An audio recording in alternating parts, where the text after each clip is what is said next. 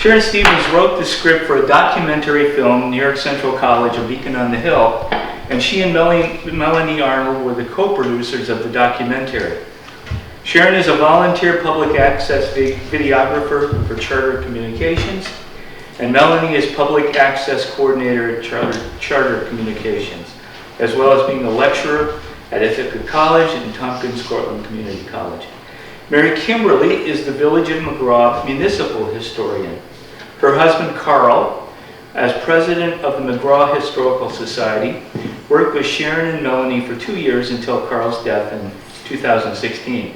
And I would say he lobbied, I don't know how many people, for how many years before that.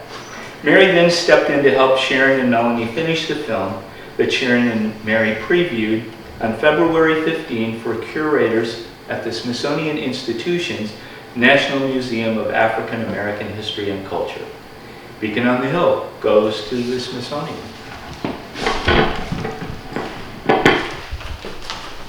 I think what we'll do is show the video first, and then we'll talk about our trip to Washington and a little bit more about the college, if that's okay. That's good. Did everybody hear what I just said?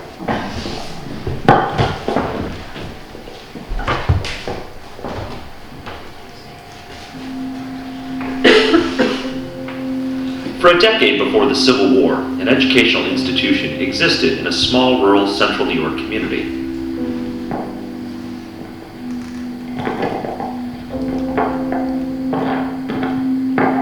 Established upon some radical ideals, it would split religious congregations as well as families.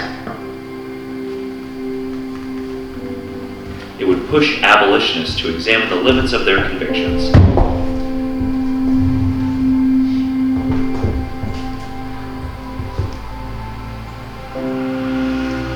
It would threaten the basic beliefs that enabled slavery to exist.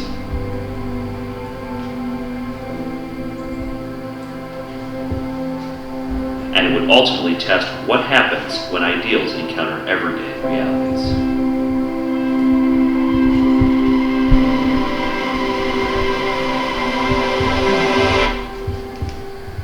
The founders of the New York Central College believed in these principles: the morality of anti-slavery, the doctrine of unity, common origin, equality, and brotherhood of the human race, the equality of the sexes, the value of all kinds of industry, as well as the elevation of honest toil, and the Bible as the textbook of morals. New York Central College was a radical departure from other institutions in that it not only taught men, women, and blacks the same curriculum, but it also hired the first black professors to teach at a college in the United States. The little farming community of McGrawville, New York, now known as McGraw, would seem an unlikely place to put these ideals into practice in the 1840s. The area competed against other New York communities and raised money to bring the school to McGrawville. $50,000 built an elegant Greek Revival Academy. Today in McGraw, there's little evidence of this remarkable endeavor.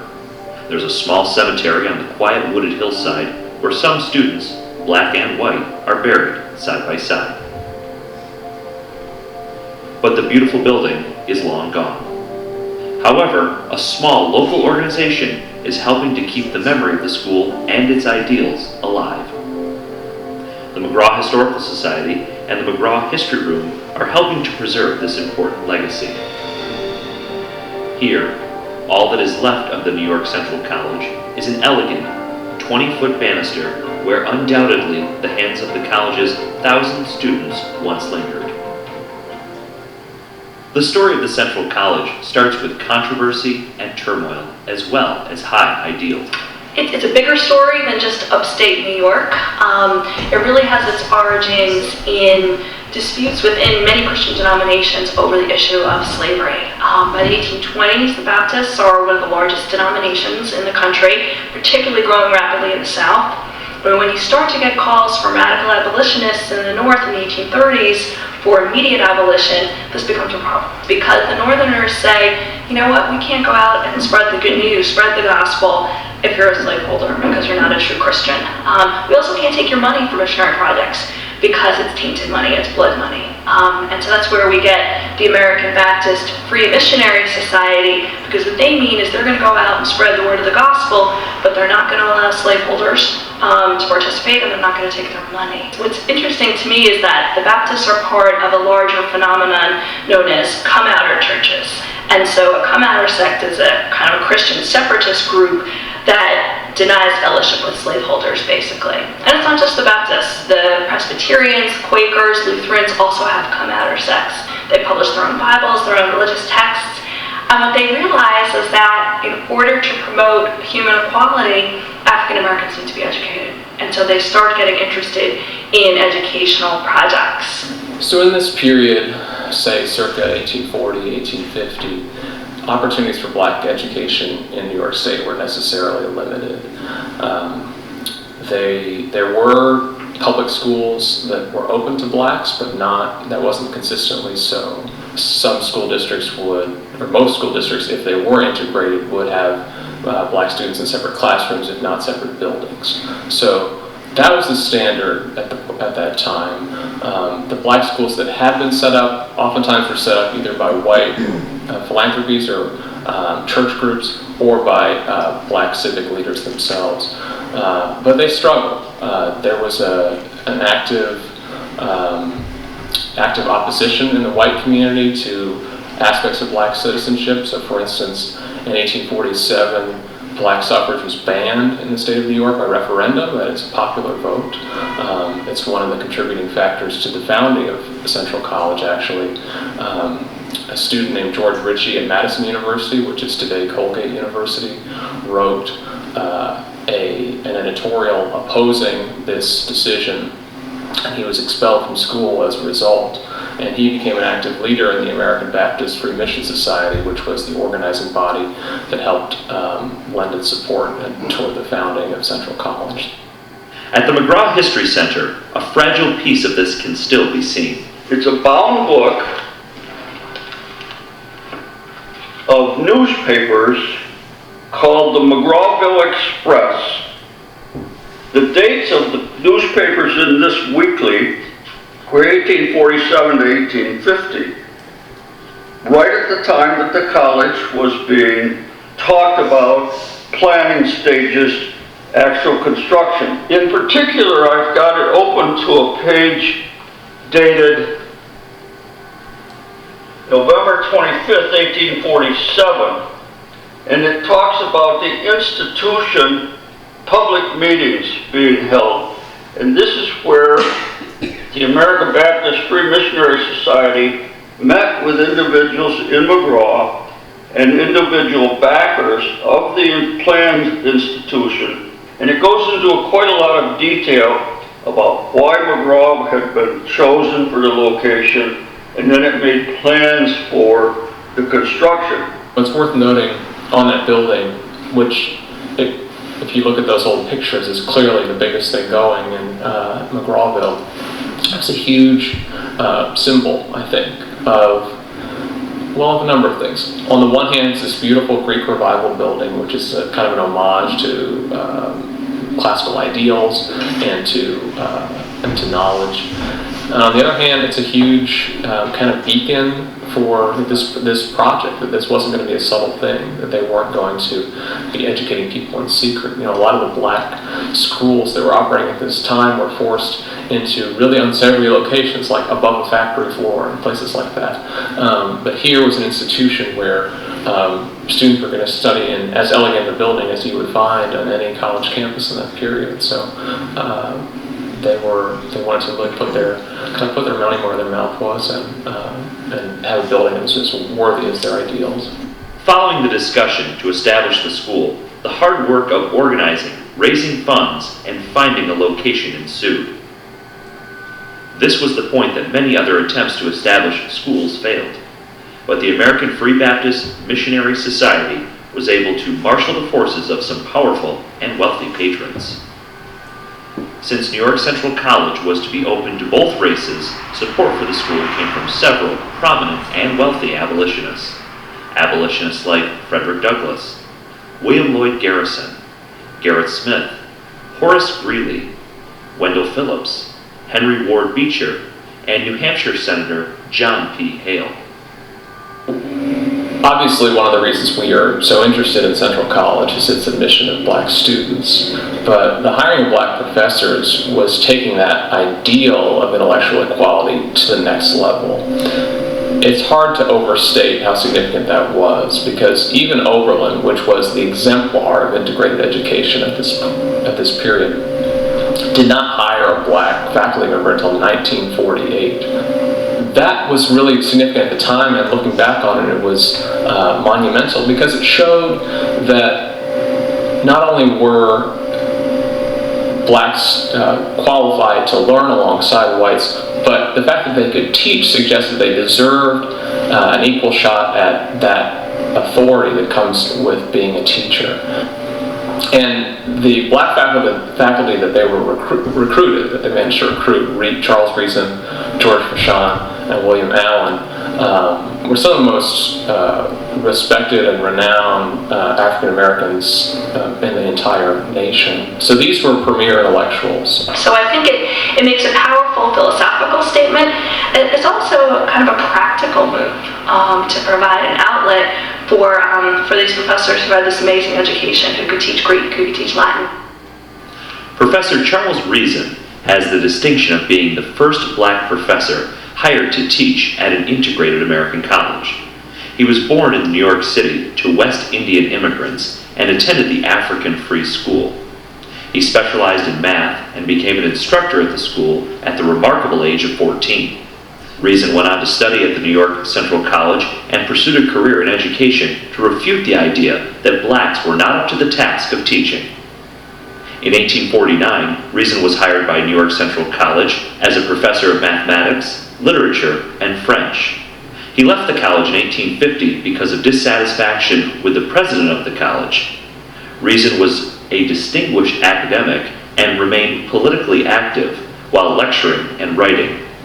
In 1873, Reason headed a successful movement to outlaw segregation in New York City schools. He was also a published writer as well as a poet. Let all whom now an unjust law controls press on in strength of mind, in purpose bent, to live by right, to swell the free tone sent on southern airs from this your native state, a glorious promise for the captive's fate. Then up and vow no more to sleep, till freed from partial bondage to a life indeed. Professor George Boyer Vachon, born in Pennsylvania, was the first black to receive a Bachelor of Arts degree from Oberlin College. He then earned a master's degree and went on to study law in Pittsburgh. However, he was denied admission to the Allegheny County Bar due to his race.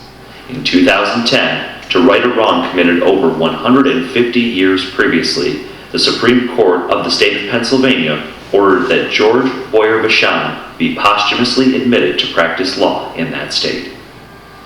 Vachon took the New York State Bar exam, and in January 1848, he became the first black lawyer in the state of New York.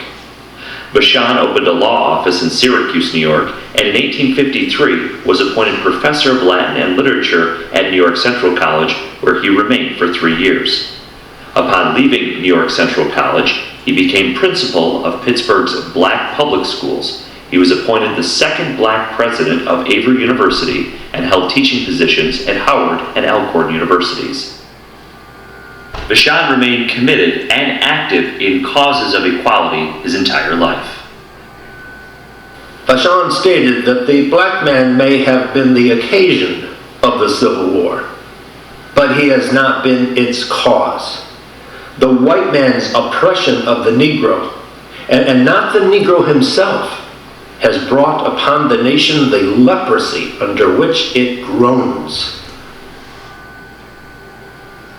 Professor William Allen was born a free man in Virginia in 1820.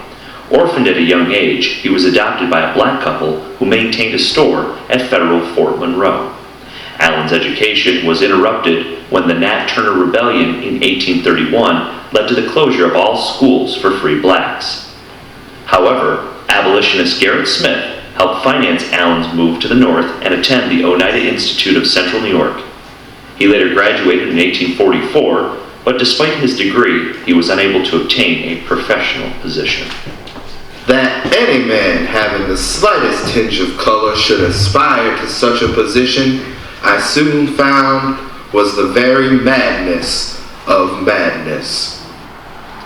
Allen went on to study law in Boston with an abolitionist attorney, and in 1850 he was offered a professorship in Greek and literature at New York Central College. During his stay there, he wrote for abolitionist papers such as the Frederick Douglass paper. He also continued to be an effective orator and public speaker. Allen was a bold advocate. In New York State, most blacks were disenfranchised by a $250 property requirement. Allen voted in 1852 and spoke of how he faced his interrogator. I demand my vote this day, not because I have or have not $250 worth of real estate, but on the simple ground of my manhood. Allen's relationship with white student Mary King and their subsequent marriage led to his resignation from the faculty of New York Central College and a scandal that affected enrollment at the school.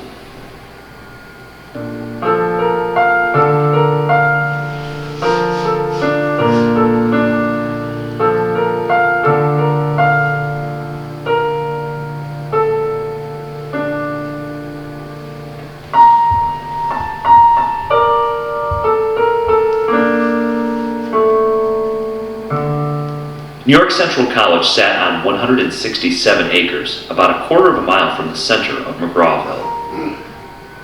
The campus also had a 3-storied girls' dormitory that contained a large kitchen and dining room, seating 110 students. This building was largely destroyed by fire, but a wing was saved and moved to serve as part of a local residence that still stands today. The curriculum at the college was classical as well as agricultural. Students took classes in languages, including Greek and Latin, mathematics, science, rhetoric, philosophy, among others. Pupils as young as 14 could enroll, and Bachelor of Arts degrees were conferred on graduates. The college also offered a primary unit. There, elementary classes in reading, mathematics, and writing were offered. The study of the Bible was essential at the school. Students were encouraged to work on the school's farm, where they would learn animal husbandry as well as perform the labor to plant and grow crops. A small building known as the farmhouse housed a few students as well as staff of the college and farm. This is the only original building of the New York Central College that still stands today.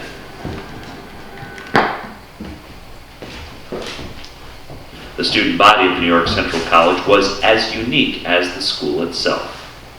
So the student body at Central College came from near and from far. The black students, as was common in integrated colleges like Central College, came from further away than the white students by and large. I'd say a majority of the white students came from in and around Cortland County. Almost all of the black students came from further afield, Pennsylvania, New York, Maryland, and so on.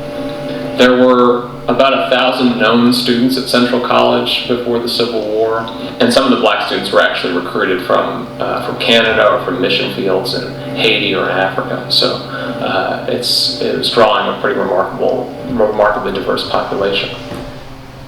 Mahohoma Gardo Akwakwa was born in West Africa, where he was sold to slave traders and eventually was sent to Brazil. He was serving as a slave to a ship's captain when he jumped ship in New York City. He was picked up by police and jailed. Abolitionist friends aided his escape and sent him to Boston. Missionaries then sent Akwakwa to Haiti, where he converted to Christianity. In 1849, missionaries from the American Free Baptist Society helped him gain entrance to the New York Central College, where Akwakwa studied for 3 years. In 1854, the story of his life, titled Biography, was published. Akwakwa thus has the distinction of being the first black-born slave to write a credible biography. Akwakwa traveled to England in the hopes of returning to Africa, but it appeared he was unable to raise the necessary funds, and after 1857, there is no further record of Akwakwa. Grace Mapps has the distinction of being the first black woman to graduate from a 4-year college, obtaining her degree from New York Central College in 1852. She then went on to head the girls' department at Philadelphia's Institute for Colored Youth. Maps served alongside New York Central College graduate and professor Charles Reason, who was hired to head the boys department at the same school. Edmonia Lewis' father was a black servant in the Albany area, her mother a Native American. Lewis was orphaned at a young age and lived with a series of family members selling Native American crafts in the Niagara Falls area. An older brother was able to provide her with the financial means to enroll in New York Central College. Lewis remained there for 3 years, but left the school when she was declared to be wild.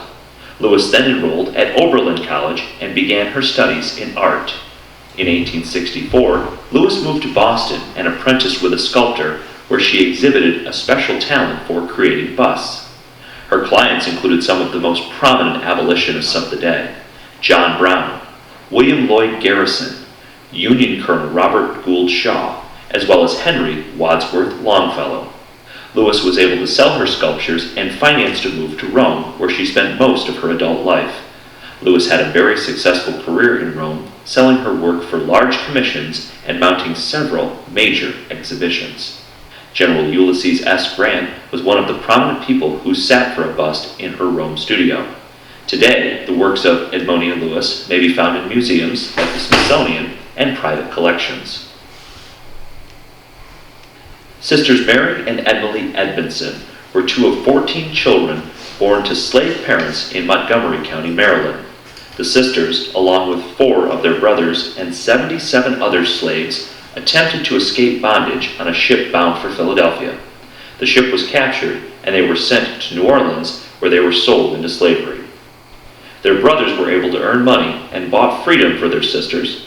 Mary and Emily traveled to Maryland, but slave traders once again captured them, placing them in a slave warehouse in Alexandria, Virginia. Their father, now a free man, he traveled to New York City in an effort to gain freedom for his daughters. With the help of Henry Ward Beecher and other abolitionists, he raised the funds needed to once again purchase their release and freedom. Mary and Emily Edmondson came to New York Central College in 1851, having had no prior education. After gaining their primary skills at the school, Harriet Beecher Stowe saw to it that the girls continue their education at Oberlin College. Both Emily and Mary had hoped to become missionary teachers, but, unfortunately, Mary died of consumption at Oberlin College in 1853. Emily went on to teach at a school for free black girls in Washington, D.C. For the next 20 years, Emily and her siblings worked to free family members who were still slaves. You tell a generation of students that they are educational, or they are intellectually equal and they're entitled to the same education, more or less. We talked about the differences in gender curriculum. And yet, does that mean that they are entitled to social equality? Are they deserving of the same everyday rights and relationships? And sometimes yes, sometimes no, and it often depends on who you ask. One of the things that I'm arguing is that these ideals are introduced by administrators, or introduced by the founders, or political figures, or religious leaders, but they are realized and fulfilled by students, sometimes in ways that are contradictory, offensive, disturbing to the people who came up with them in the first place. New York Central College faced extraordinary pressures, both internal and external, that led to its closure in 1861. The college, in my opinion, was both brilliant and stormy. Brilliant because of the high and unique standards established by the founders and the professors. Stormy because of the bitter hatred and strong criticism of that, quote, Negro college, and the whole idea of equality of sexes. You know, we men don't want to give women their rights yet. Perhaps the ending of the college began as soon as it opened. There was never enough money to pay the mortgage and the other bills. The professors were never paid what they were promised, and repairs were let go. Its coeducational and integrated student body was controversial. Its explicit anti-slavery stance was controversial. This makes it hard, despite the donations of abolitionists, leadership of men like Gerrit Smith. It makes it hard to to get this school on a sound financial footing. And so I think this is a school that never became economically sustainable.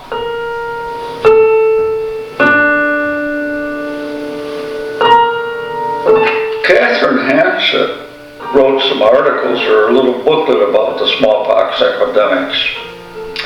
In May of 1850, there were 6 cases among the students at the college, and with enrollment on the 3rd term, about 100 students in our community with about 550 residents. And smallpox was the most serious of all communicable diseases. And it posed a serious threat. And normally 20 to 40% of the victims died. And that's a high percent, isn't it? It's a very high percentage. Back then, our counties and towns were on a different structure. There's a report from the Cortlandville Town Board of Health. This report stated that 2 male students, Haskell and Spring, died from the disease, and 4 female students were affected by it. The board's report concluded that there were no vestiges of said malady remaining in the college or any part of the town. Hansett goes on to write, stating that as many as 50 of the students stayed in the college, while about 50 either went to their homes, neighboring homes, and returned to college, while a few left and never came back to college. Another report that's in our files, or else up at the Cortland County Historical Society, said that the disease diminished the attractiveness of the community as well as the college. And I think that's what we're alluding to here, that the whole community was affected, not just the college. And people outside would have, even if there had been 2 people who had the smallpox, they would, oh, I don't want to go there.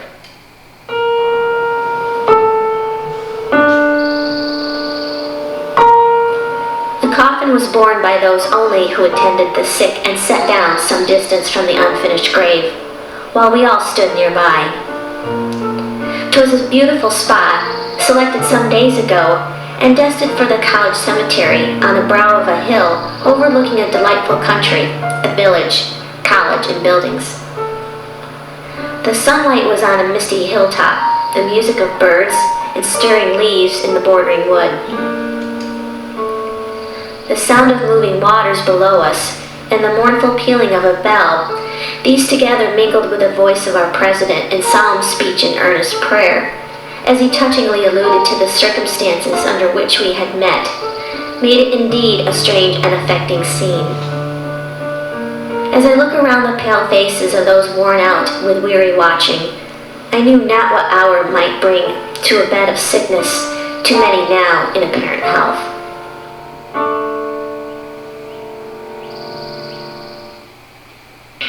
It's controversial testing of many ideals, a lack of money, and they also had some other challenges. There's a smallpox epidemic at one point. Panic of 1857 makes it hard for students to afford to go to school. Kind of economic depression, hard to get fundraising underway. I also think that the controversy around Professor Allen's marriage didn't help. In 1853, Professor William G. Allen, who was one of the African-American professors, was engaged to a white student, the daughter of a minister from one of these come-outer churches, and her name was Mary King, and a mob escorted Professor Allen out of town. And Mary King was kind of under house arrest, and they bragged that they had rescued her. As it happens, they secretly met up in New York, were married, and ended up going to London because they couldn't find a way. They couldn't live in this country under this pressure. Their marriage would have been perfectly legal in upstate New York. So New York did not have an intermarriage ban, and yet the popular outcry was so strong against it. Allen writes about his experiences later, and he's pretty bitter. He felt like the school didn't back him up. Though the trustees were willing at heart to face the storm of prejudice, worldly wisdom, they considered, dictated that they should not incur the odium which they could not avoid bringing upon the college if they persisted in retaining me longer as one of their professors. The trustees thought it would be better to be cautious and save the college for the good it might do in the future. Such a union as ours was, in fact, but one of the logical results of the very principles on which the college was founded.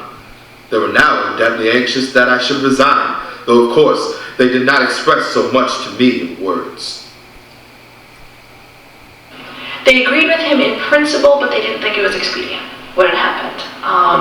So they said, oh, this is what everyone was afraid of. You're bringing negative publicity to the school. And they didn't really stand up for him. In the school's defense, there was a mob that, nearly lynched him. Mary King's under virtual house arrest. There's complete uproar. The idea that he could just go back to school and continue teaching, I don't think that was feasible either. In my mind, there were 5 important actions which resulted in the closing of New York Central College. Lack of proper financing in the operation of the college led to debt. The financial support from the American Baptist Missionary Society was split and reduced for New York Central College, used to support other colleges, mainly one in Rochester that's turned into Colgate Rochester. State funding for education, which was expected, never materialized. The smallpox epidemic in the 1850s resulted in lower enrollment. And really, even though it can't be measured, political unrest with regards to the slavery issue resulted in adverse feelings about the college. Did the original founders fail? I don't think so. Was their passion invalid? No, I don't think so either. In my mind, though there is not a lot of traceable data of the college today, I believe that it made a very noteworthy contribution to our modern outlook on collegiate instruction. Today, in the McGraw Historical Society History Room, one can touch the past and peer into the fragments left to us about the New York Central College. In 1858, in the summer, facing serious financial problems and considering bankruptcy, the remaining 14 members of the College Association, including half of the original trustees, persuaded Garrett Smith to purchase the building and the land around it for $6,500. On top of that purchase price, and even after the $6,500 was paid, the college still had an outstanding debt of about $5,000. 4 of the 5 remaining black students headed for Oberlin College, including Mary Edmonia Lewis. And in 1861, the final classes under the original college name were held. And in 1885, the old building was sold to Charles and William Bean for $500. The main college building purchased by the Bean brothers was demolished, and the timber, stairways, and banisters and extremely large doors were used to build 2 barns, one on East Academy Street and the large barn on Route 41, both still standing. The cupola from the top of the college graced the top of the bean barn till the 1950 Hurricane Hazel damaged it beyond repair. This is what's been left from the main building at the college, 20 feet long. It's a wonderful banister to have, and it's interesting to think how many students came down the stairs and ran their hands along this banister. The leaves rustle, the wind softly blows through the silent fields. The echoes of footsteps are low sounds, barely there. What moved the people here to believe they were special? Struggled to be more than others thought they could be. The graves are still now, the stones tell little. But the whispers of what was once here endure, tell us much if we would listen.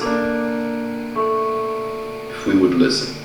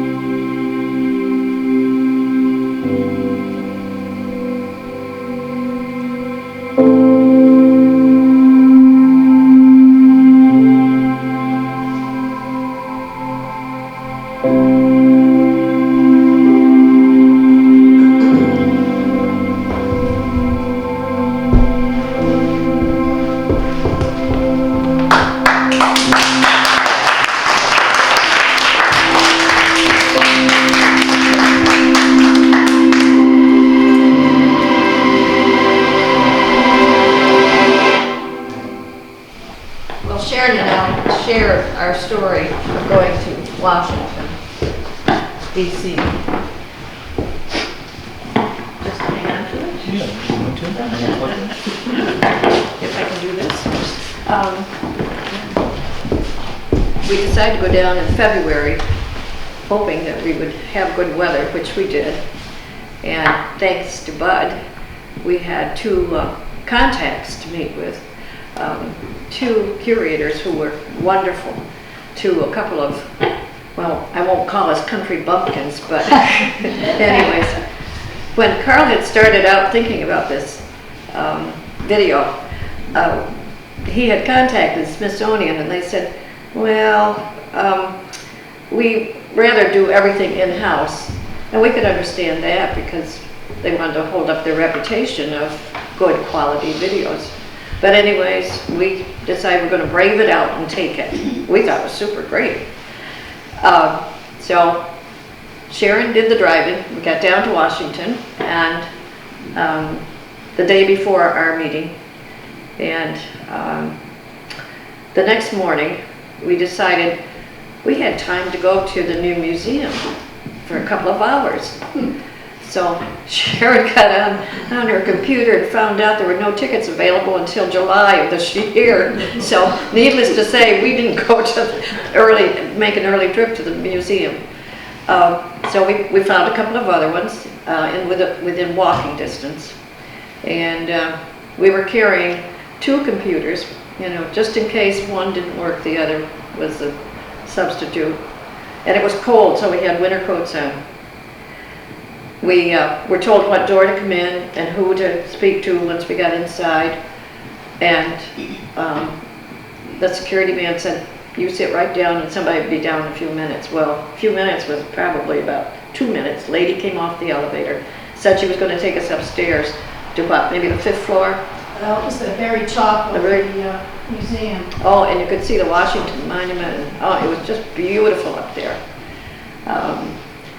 The head curator, we did not have the opportunity to meet because he was over at the Capitol building, probably meeting with senators and well, we were told, it was Lonnie Bunch, and we were told that he was summoned to Capitol Hill about the budget. Yes. They had heard the day before that the budget for the Smithsonian was going to be cut.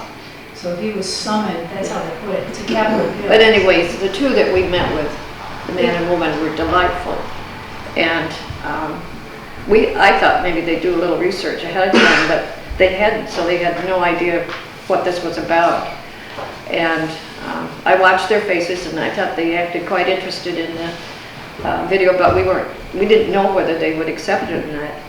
So we were through with the demonstration and answered a few questions, and they both said, we'd like it, so we were delighted. They also asked if Well, they wanted to know why this was a national story as opposed to a regional story, and so we, explained why it's really a kind of, it is of national interest because it was the very first college to hire black professors and educate men, women together, and blacks together with the same curriculum. So we went over that, and they said they were going to be mounting an exhibit on blacks in education, and that they would incorporate some of this information in the exhibit. And that's really what Carl originally had intended, that at least that the story would be put on their radar, so that they might do their own research on it, because it's a story that we locally don't know a lot about, but nationally, I was surprised. They'd heard of the college. These were the senior curators. William Pretzler was one of them, and he was the curator that was responsible for doing all of the exhibits in the whole museum. So these are knowledgeable people, but they didn't know a lot about the college, and I was surprised. So we're hoping that they'll take it and run with it and do some more research on it. And that was the intent, that they would do their own story. They're going to do an exhibit next year on black education. So they've asked me to come up with something from our collection that I can send down on loan. And I have a lot of papers, but not a lot of artifacts. And the banister's not going. Yeah, they asked about the banister. Actually, I think it would be a great home for the banister. We thought we could put it in her car and we'd tie about 4 red bandanas on it to make sure nobody would run into us, but I don't think so. That's a pretty heavy banister, so I think probably it'll stay right where it is. We're pleased to be able to share the story, and I neglected to do one thing before I came tonight. Marlene Park spent 4 years researching the students of the college, and out of 1,000 she's found 600, and she's put it into 2 volumes, and there are a couple students from this area. I think it's under my chair. I just brought one volume of it. It's volume 1. That's volume 1. 1 or 2. I will look up the information. I think it was someone that was connected with the hotel, but I'm not positive. Pass it around. I will look that up and I'll give Bud that information because I think it might be of interest to people around the lake. Mary mentioned that we couldn't go through the museum, but while we were sitting there waiting, there were timed entrances, and a lot of school groups were going through. It was just mobbed. And Mr. Pretzler was escorting us out, and he said, well, have you been through the museum? And I said, no, we couldn't get tickets, it's sold out. He said, oh, we'll take care of that. So he got us a locker to put I didn't have a quarter, he paid the quarter to put the computers in the locker. And he started taking us around, and he took us through the lobby and told us, what we should see and whatnot. And then we went through the museum about halfway through. It was so crowded. The most popular exhibits there, at least on our brief walkthrough, was a slave cabin. And I brought I'm a member now, and I brought a calendar that has some pictures of it. There's an actual slave cabin in the museum, and there's from the ceiling, there's one of the airplanes that the Tuskegee Airmen flew. And probably the most crowded spot was the lunch counter from the south, where they had the sit-ins. Greensboro. Yes, Greensboro, North Carolina. I was so happy there were a lot of young people, young children, school children, just mobbing that area, reading the plaques and looking at the exhibits. It used to be in the Museum of American History, I believe, what was down. Well, That's because I know I've seen it. yeah, they're pieces, they've been little pieces, but this was the whole lunch counter. So, and then there's lots of other fascinating things, but I was startled because I spent so much time researching pictures, looking at pictures and trying to find pictures. And on the walls, as you walk through this museum, you kind of start at the bottom in the slavery era, and then you go up ramps up to present day. And on the walls, they were projecting some of the same pictures that are in the documentary. And that picture? Some years there's not a whole lot of pictures from, so they naturally reuse the same pictures. But it was really gratifying, and we really do thank Bud for getting us entree into the museum. And I do think that they'll follow up on it, because it is something that it's a story that really does need to be told. There's so many sub-stories within this too. Melanie and I said that we could make movies out of some of these sub-stories, like the William Allen story, the professor that fell in love with the white student. He was almost lynched, but it didn't happen in McGraw. It happened at Fulton, where he went to ask for the hand of his beloved, her father, for permission to marry. And the father had come around and was going to agree to it, but the Mary King's brother wasn't buying it. And he organized a mob, and they marched on the house where William was visiting with the father, and they had a barrel with spikes in it. And they were going to put this educated man into that barrel and kill him, roll him around and kill him with the spikes. And luckily somebody warned him, and he got out the back door and escaped to Syracuse. And from there they eloped to New York City and left for England. And they had 8 children in London. He ran a school in London, and after a few years, there's just no more record of it. It's like they all fell off the earth. It's kind of a tragic story, but it's a very dramatic story. And the other thing, too, that I was really impressed about was that in McGraw at the time, there was roughly 550 people in there, and they raised $12,000 to bring that school there. They competed to bring the school there. And you tell a story, Mary, about trying to visualize some of these folks with the African garb walking through town in that day and age.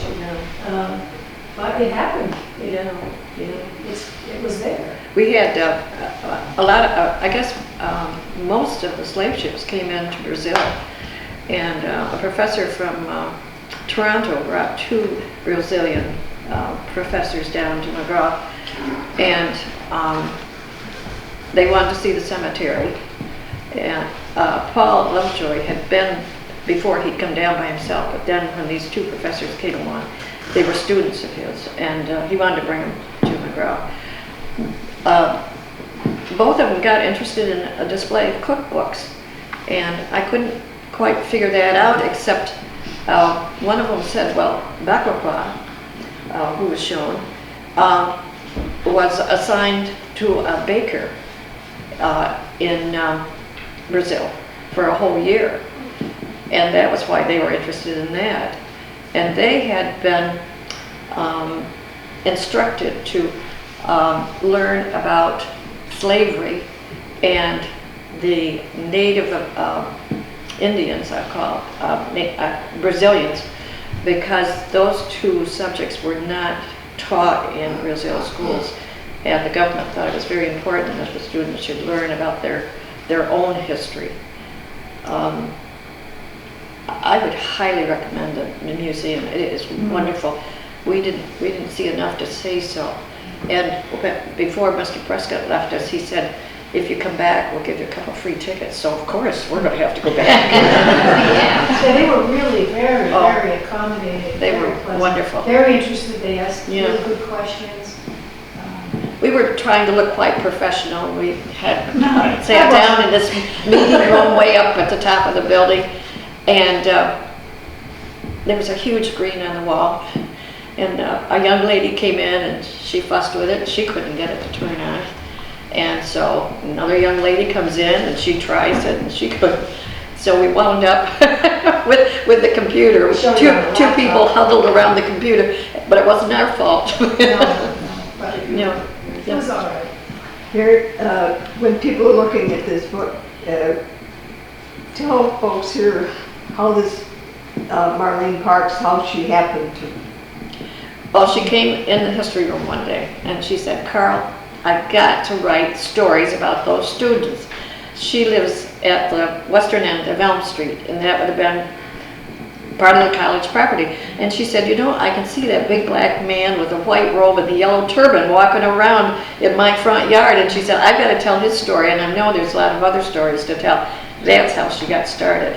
And I don't think she ever dreamed she was going to take 4 years on it. She just finished up this year. It's an amazing accomplishment. But, yeah. You know, I shared this with Mary and some other people. When I was shooting the footage up at the cemetery, I didn't know your story about Arlene at the time that you saw these people. But I went up at different seasons, and I was usually by myself.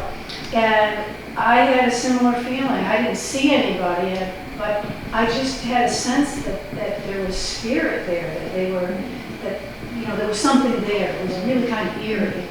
And one day I was waiting, it was very cloudy, and I was waiting for the sun to come on one of those grave sites, because it was just so overcast. And I saw a little bit of blue come.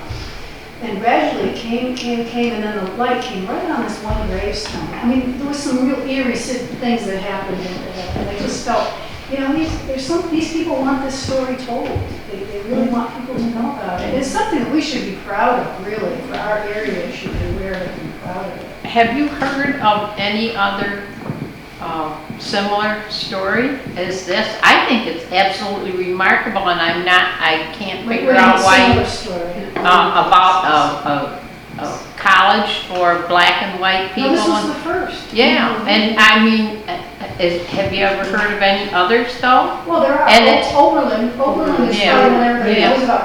But if you notice the fellow at Harvard that I interviewed, he shocked me when he said that Oberlin didn't hire a black professor until 1948. Yeah, isn't that amazing? Mm-hmm. Yeah, this is how I think it's just remarkable when you think about the way things are, and they had both black and white people learning the same thing and women together. And women, yes, and women especially. Yes, Carl's great-grandfather and grandmother spent a year at the college. I don't know. I'd have to look up and see if I can find out what they studied. But I thought that would have been unusual for that great-grandmother to have the opportunity to even have education then. That's one thing that Carl wanted us to do next, and I don't know if we will or not, but he made the case, and there's some materials that illustrate this, that even though the college folded, some of the same people that were involved with the college were involved with founding Cornell and some of the other institutions in the area. And that idea of equal education for everybody, he thought that the genesis of that seed was planted by New York Central College. It was kind of an incubator for these ideas, and they spread out from there. And a man from Cornell had written a book, I can't remember if it's called 3 Colleges or 4 Colleges, I can't remember. But Hanson, I think. No, not Catherine. No, not Hanson. It was a man from Cornell, and I've forgotten his name. And he indicated that those 4 colleges, including the New York Central, were what Ezra Cornell based his ideas on in opening Cornell. It was his idea of education, and he was taking some of it from those colleges. Mary, it's sort of interesting too that a man from Homer cast the deciding vote to allow black people to become students at Oberlin. John Keep, the first president of the trustees, there was this tied vote, and he had to cast the deciding vote for that. And he was the minister at the First Congregational Church, and the house that he bought to live in, he bought from Amelia Bloomer's parents. Actually, it was owned by her mother, Lucy Webb. But you know, that's kind of alludes to what the people at the Smithsonian said, and what John Frederick Bell, what made him first be interested in this, I guess, was this area was known as the burned over district, that there was so much radical thought, radical movement started. Central New York. People in Central New York and were so progressive in that era. And again, the women's rights movement, black freedom, educational movement, a lot of these, and religious, like the Mormons, different congregations were started here. It was quite an interesting area. Definitely. Everybody came through here. Susan B. Anthony spoke here. Well, Lucretia Everybody did. Mott did graduation the same year of the smallpox epidemic. They weren't even sure they would have a graduation that June, and she came and spoke. I thought of something else, now it's gone. Oh, Edmonia Lewis, I think she'd been an interesting lady to know. About 15 or 20 years ago, a group of people were cleaning out a large storage barn in Chicago, and they found this life-size figure of a horse, and they brought it outside, and of course it had red paint on it and graffiti, and they cleaned it up, and doing some research on it, found it was hers. I think it went down south to one of the universities. I don't know, we kind of lost track of it. We wouldn't have been able to afford it. Besides, we had the banister, we didn't have any room for a horse. How did you get the banister? The bean barn, which was built from lumber off the college, when the Beans got the lumber, they took doors, they took banisters, and I don't know what else. Well, they took the cupola also, and I don't know how long we've had that. Maybe 10 years now. And the current owner called one day and he said, "I found the banister," and it was under straw and way over in the corner of the barn, up on top of one of the floors. So I thought, well, that's going to look really nice hanging up on that wall. And it took Carl and Mr. Volt both to bring it in.